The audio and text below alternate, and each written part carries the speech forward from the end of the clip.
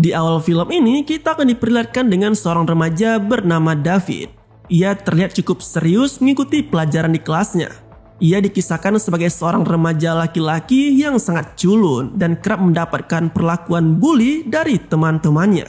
Namun sebagaimana remaja yang sedang puber, David juga memiliki ketertarikan pada salah satu teman sekelasnya, yaitu bernama Millie. Seperti yang dilakukannya saat ini, David yang belum berani menyatakan perasaannya hanya mampu memberikan bingkisan kecil pada gadis tersebut. Di luar dugaan, bingkisan berupa sebuah bola kristal salju ternyata cukup membuat Millie terkesima.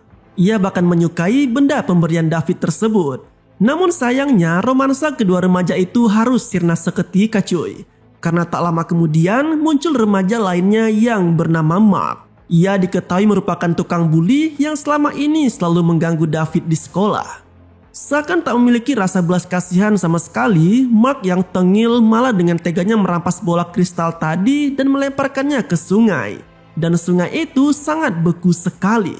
Kesal dengan perlakuan Mark, David yang dibalut oleh kekesalan lalu nekat berjalan di atas sungai tersebut untuk mengambil bola kristalnya. Namun sial bagi David, lapisan es malah tak kuat menahan beban tubuhnya. Alhasil permukaan es pun retak dan membuatnya terjatuh ke dalam sungai yang sangat dingin. Di luar dugaan, David yang saat itu terbawa oleh derasnya arus sungai tiba-tiba saja mendapati dirinya telah berpindah ke perpustakaan kota.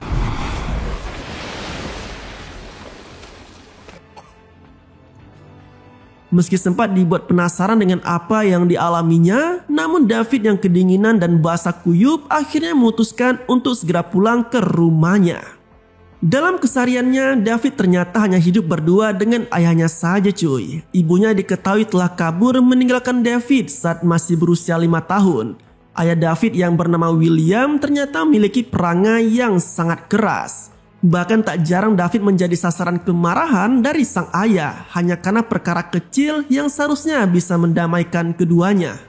Seperti saat ini, kepulangan David dalam kondisi basah kuyup jelas langsung memancing amarah dari William. Pria parubaya itu memarahi David yang tengah mengurung diri dalam kamarnya. Namun kejadian aneh pun kembali terjadi. David yang saat itu sangat ketakutan tiba-tiba mampu memindahkan dirinya dari rumah dan kembali ke perpustakaan seperti yang sempat ia alami sebelumnya.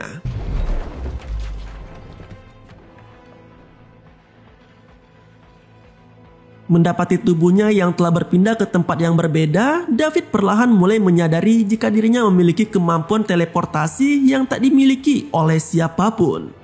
Karena alasan itulah, David yang sudah sangat kesal selalu berada di bawah tekanan ayahnya memutuskan untuk kabur dari rumahnya.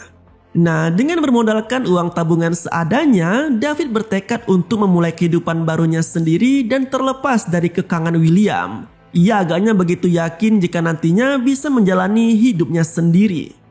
Di sisi lain, insiden hanyutnya David di sungai ternyata cukup membekas di benak Millie. Ia terlihat tengah menangis di pelukan ibunya seolah ia telah kehilangan sosok David yang begitu baik padanya selama ini. Namun siapa sangka cuy, di tengah kesedihannya Millie tiba-tiba mendapati keberadaan bola kristal salju pemberian David di halaman rumahnya. Seolah menjelaskan bahwa remaja laki-laki itu telah selamat meski saat ini belum diketahui keberadaannya.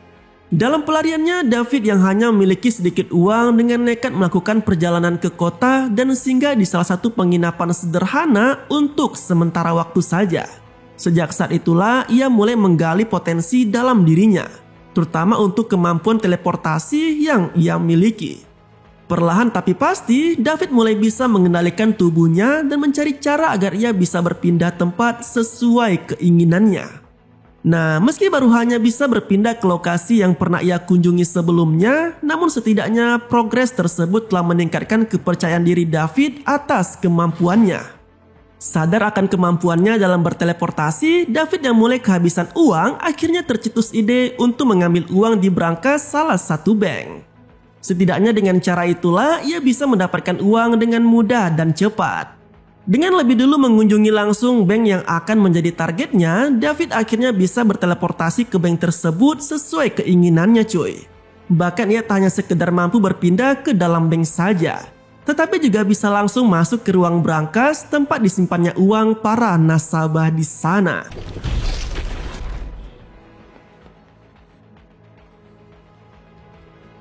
Tak tanggung-tanggung, David dengan kemampuan teleportasinya mampu mengambil banyak uang dalam beberapa kali perpindahan. Bahkan kini kamar penginapan yang ia sewa pun telah dipenuhi oleh banyak uang hasil curiannya di bank tadi. Namun, siapa sangka aksi yang dilakukan David ternyata mulai dicium oleh Paladin, sebuah organisasi naungan CIA yang dikhususkan untuk menangkap para jumper, atau sebutan untuk orang-orang minoritas dengan bakat teleportasi seperti halnya David. Di bawah pimpinan Roland, Paladin mulai menyelidiki kasus hilangnya uang dari sejumlah bank di Amerika. Tak terkecuali dengan hilangnya uang secara misterius yang terjadi belakangan ini. Singkat cerita, 8 tahun pun berlalu dan kini David telah beranjak dewasa. Kemampuan yang ia gunakan untuk mencuri uang di bank selama ini ternyata telah mengubah kehidupannya. David yang dulunya hanyalah remaja culun dan hidup pas-pasan, kini telah menjelma menjadi seorang eksekutif muda dengan harta yang berlimpah. Bahkan di apartemen mewahnya, ia memiliki ruangan khusus yang diisi dengan banyak uang dan berbagai barang berharga lainnya. Kemampuannya dalam berteleportasi kini juga telah dikuasai sepenuhnya. David bisa berpindah tempat kemanapun yang ia mau. Hal itu terbukti dari banyaknya koleksi foto yang pernah ia kunjungi sebelumnya. Nah, seperti sekarang saja, David kembali mengunjungi London hanya untuk menikmati suasana bar di sana, termasuk menggait wanita baru untuk menjadi teman tidurnya di malam tersebut. Tak hanya itu, David juga turut mengunjungi Kepulauan Fiji hanya untuk berselancar di tengah ombak besar, serta menikmati makan siangnya di atas patung yang ada di Mesir. Namun, tanpa sepengetahuan David, ternyata di luar sana telah ada sosok lain yang terus mengamati pergerakannya, termasuk setiap aktivitas teleportasi yang dilakukan oleh David. Di tempat lainnya, kilatan demi kilatan cahaya nampak bermunculan di antara rimbunan hutan pedalaman. Nah, usut punya usut, ternyata sejumlah kilatan tersebut muncul dari sosok jumper lainnya yang tengah mencoba kabur dari kejaran Paladin. Namun dengan piawainya, Roland bersama dengan beberapa anak buahnya mampu menangkap sosok jumper tersebut. Bahkan tak hanya sekedar melumpuhkan targetnya saja cuy. Roland juga dengan keji turut menghabisi nyawa dari jumper itu.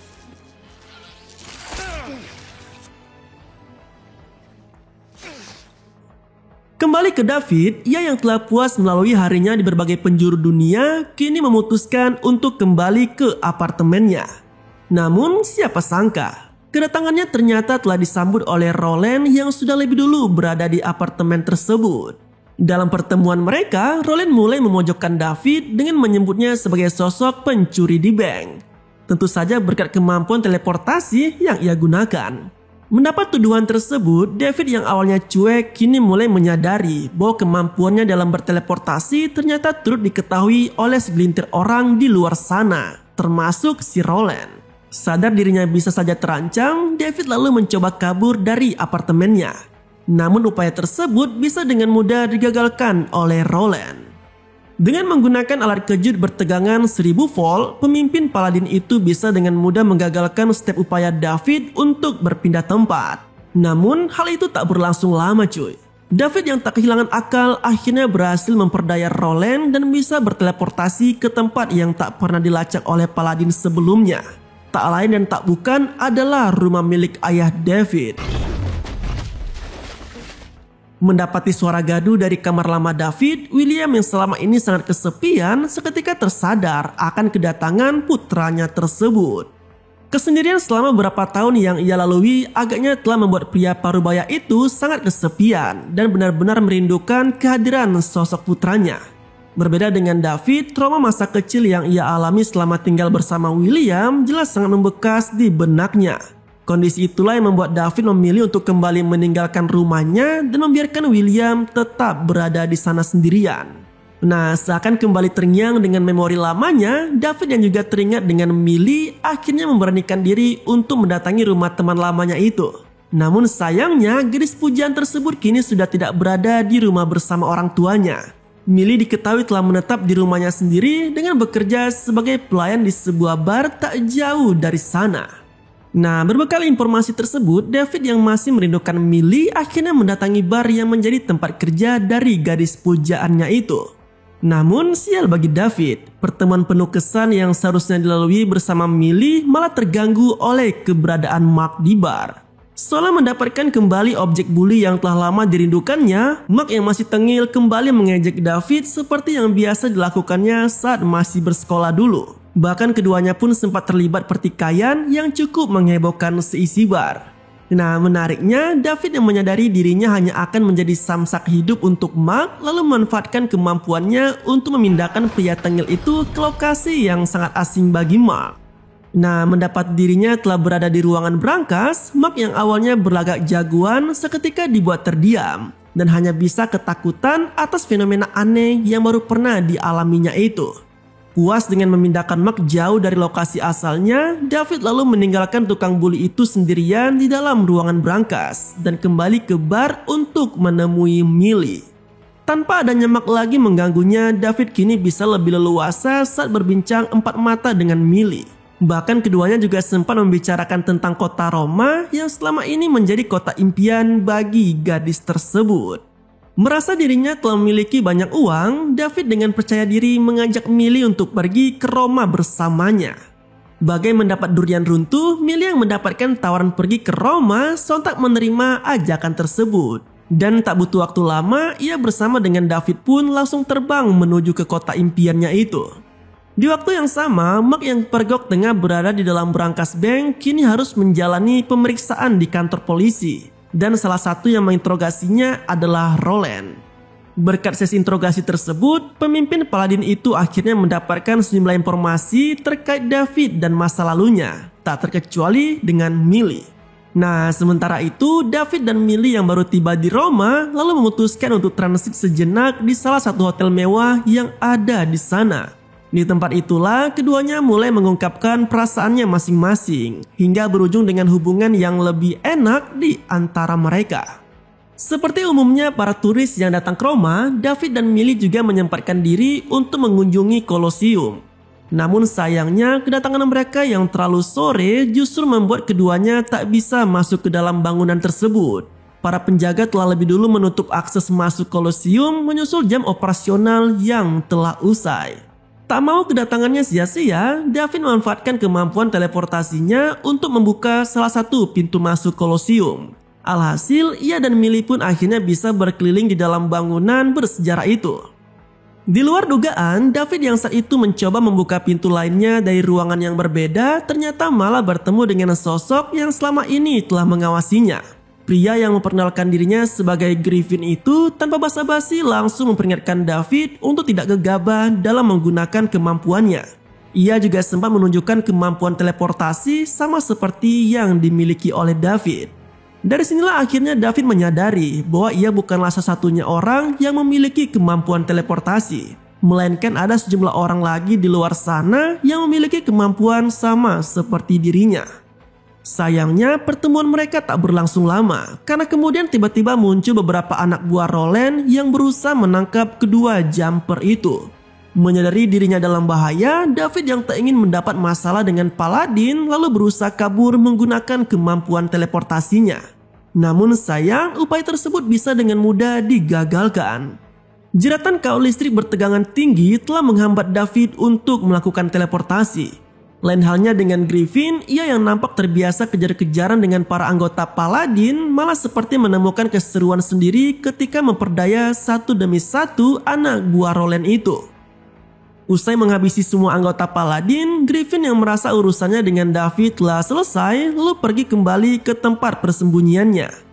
Namun secara tak terduga, David yang saat itu hendak berpindah tempat melalui lubang bekas teleportasi Griffin malah tak sengaja terbawa masuk ke tempat yang menjadi lokasi persembunyian dari jumper tersebut. Mendapati keberadaan David di tempat persembunyiannya, Griffin yang kesal lalu memaksa David agar segera pergi dari sana. Ia agaknya benar-benar khawatir jika suatu hari nanti David juga bisa datang ke tempat tersebut tanpa sepengetahuannya. Dan sial bagi David, ia yang telah kembali ke Kolosium dan berniat untuk kabur bersama Millie malah akhirnya ditangkap oleh petugas jaga karena dianggap telah melanggar peraturan terkait jam kunjungan di tempat tersebut. David yang saat itu tengah sendirian di ruang interogasi tiba-tiba dihampiri oleh seorang wanita yang berusaha menyelamatkannya. Dan sosok tersebut tak lain adalah ibu David sendiri. Kagum dengan kemunculan ibunya yang telah lama menghilang, David sempat mencoba untuk berbicara lebih banyak tentang kondisi keduanya. Namun tak lama kemudian, seorang petugas datang dan berusaha menangkap David yang hendak kabur. Dengan kemampuan teleportasi yang dimilikinya, David membawa petugas itu ke tempat yang sangat jauh, lalu meninggalkannya dan kembali kabur bersama Millie. Millie yang begitu polos perlahan mulai merasakan adanya kejanggalan dalam diri David.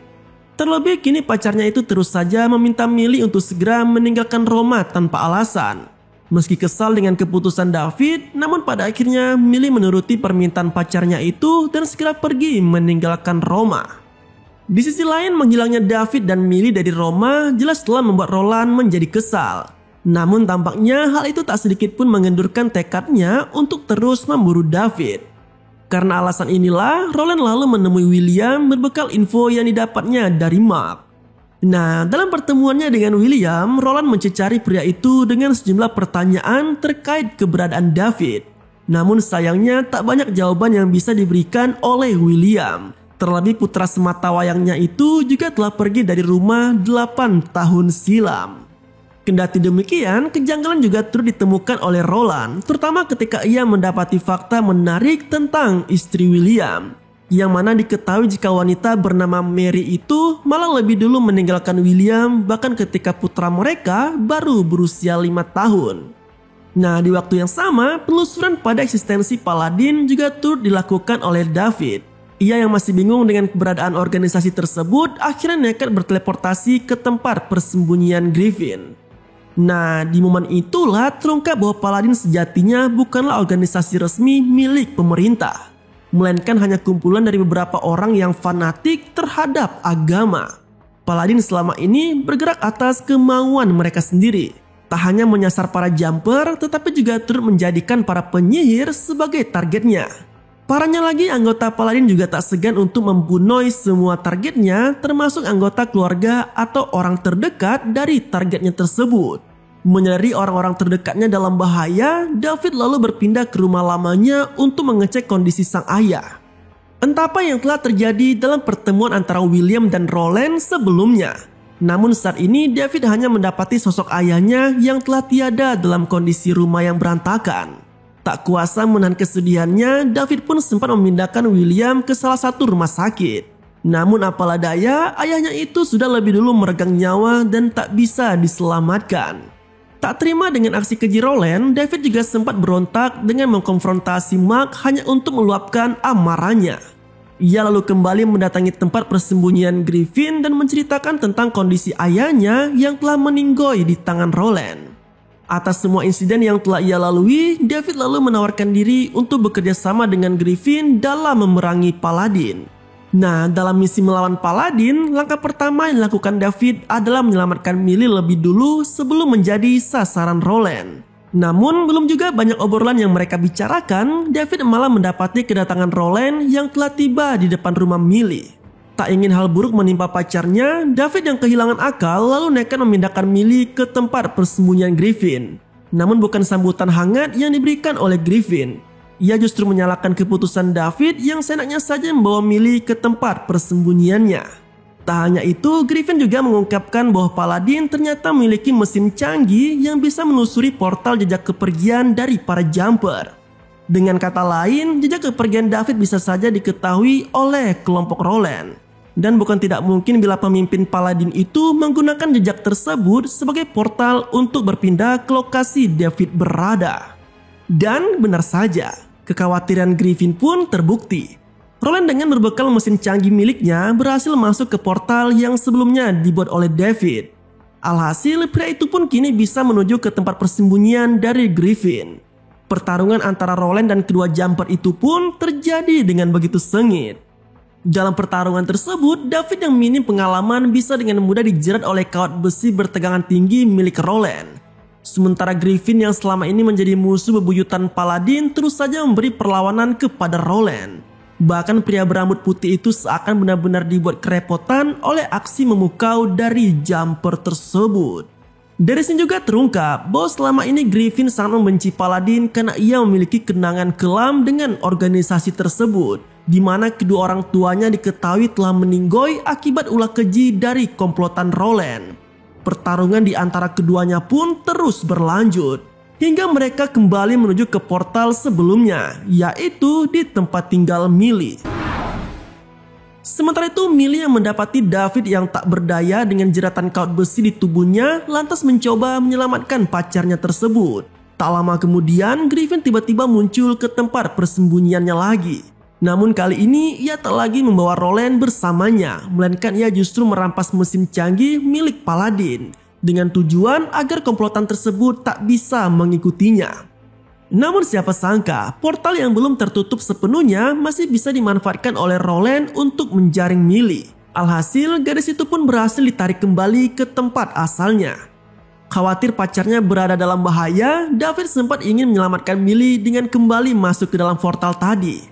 Namun hal sebaliknya justru diungkapkan oleh Griffin. Ia yang menaruh dendam besar pada Roland malah berniat untuk meledakkan tempat tinggal Millie di mana pemimpin Paladin itu berada saat ini.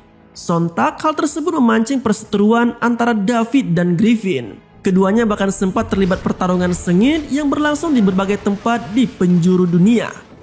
Menariknya, dalam kondisi yang sama imbang, David dengan cerdiknya mampu menjebak Griffin di Tower Sutet hingga membuatnya terjerat tak berdaya. Nah, usai menghentikan pertarungannya dengan Griffin, David lalu berpindah ke tempat tinggal Millie yang ada di sana. Namun di sana ia langsung disambut oleh Roland dengan menjeratnya menggunakan kawat bertegangan tinggi. Nah, di luar dugaan, David yang seharusnya tak berdaya dengan jeratan tersebut malah bisa mengerahkan semua kemampuannya. Kali ini yang berteleportasi bukan hanya David saja, melainkan ia juga turut memindahkan sebagian dari bangunan rumah Millie ke sebuah sungai. Tak berhenti sampai di situ, David juga kembali berteleportasi membawa serta Millie ke tempat yang lebih aman. Namun lagi-lagi Roland ternyata masih bisa mengikuti jejak portal yang membuatnya juga terbawa ke tempat yang sama. Nah, di luar dugaan, David yang tak mau menyerah akhirnya membawa Roland berpindah ke sebuah lokasi yang tak memungkinkan bagi Roland untuk kabur dari sana, yaitu di sebuah celah kecil bebatuan yang berada di Grand Canyon. Nah, singkat cerita, kini David tengah berada di sebuah rumah besar yang berada di tengah hutan bersalju. Tak lain dan tak bukan adalah rumah dari ibunya sendiri, yaitu Mary. Di tempat itulah akhirnya terkuak fakta memilukan yang selama ini dirahasiakan oleh wanita tersebut. Ia menuturkan bahwa kepergiannya saat David kecil adalah demi menyelamatkan putranya tersebut. Diketahui, Mary ternyata adalah salah satu anggota Paladin yang mana ia telah disumpah untuk membunuh setiap jumper yang ia temui. Namun di luar dugaan, David yang saat itu baru menginjak umur 5 tahun sempat tak sengaja menunjukkan bakat dalam dirinya, yaitu berteleportasi. Nah, alasan inilah yang membuat Mary memutuskan untuk meninggalkan keluarganya daripada harus membunuh anak kandungnya sendiri. Setelah menjelaskan alasan kepergiannya, Mary lalu meminta David untuk segera pergi menjauh darinya. Karena jika tidak, maka tak ada pilihan lain selain menghabisi nyawa putranya tersebut. Dengan berat hati, David lalu meninggalkan kediaman Mary dan melanjutkan petualangannya bersama Millie untuk keliling dunia. Tentunya menggunakan kemampuan teleportasi yang ia miliki. Dan kisah pada film ini pun berakhir. Nah, itulah alur ceritanya cuy. Sangat seru sekali jika memiliki kemampuan berteleportasi. Bisa dengan santuy kemanapun yang diinginkan. Nah, jika kalian punya kemampuan seperti David, hal gokil apa nih yang akan kalian lakukan? Tulis di kolom komentar ya. Terima kasih telah menonton video ini sampai habis dan tetap santuy. Sampai jumpa pada video selanjutnya.